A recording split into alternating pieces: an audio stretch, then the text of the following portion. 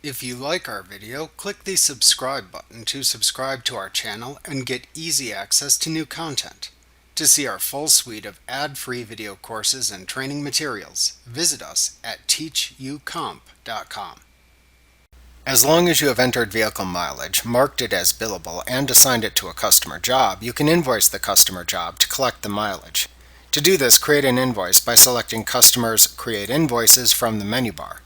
Then use the Customer Job drop-down to select the customer job to which you have assigned billable mileage. When you do this, QuickBooks will then display the Billable Time and Costs window. To bill the mileage, click the Select the Outstanding Billable Time and Costs to add to this invoice option button, and click the OK button to continue and open the Choose Billable Time and Costs window. Even if you choose not to bill the mileage costs at this moment, you can open the invoice later and then click the Add Time and Costs button that appears within the main tab of the ribbon at the top of the invoice to open the same Choose Billable Time and Costs window. In the Choose Billable Time and Costs window, click the Mileage tab to display the billable mileage recorded for the selected customer job. Select the mileage to bill to the customer by clicking the leftmost column next to each line item to mark it with a check mark.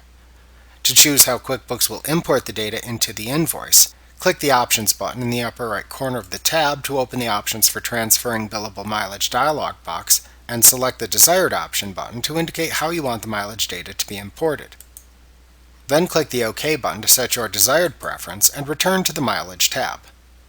You can check the Print Selected Time and Costs as one invoice item checkbox to add all of the selected billable time and costs to the invoice as a single item if needed. After you have checked the billable mileage, then click the OK button to add it to the invoice.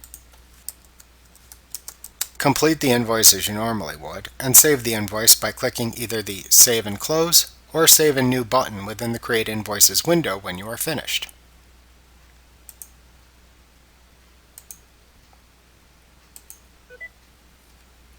Remember to click the subscribe button to see more of our videos. Get ad-free courses at teachucomp.com.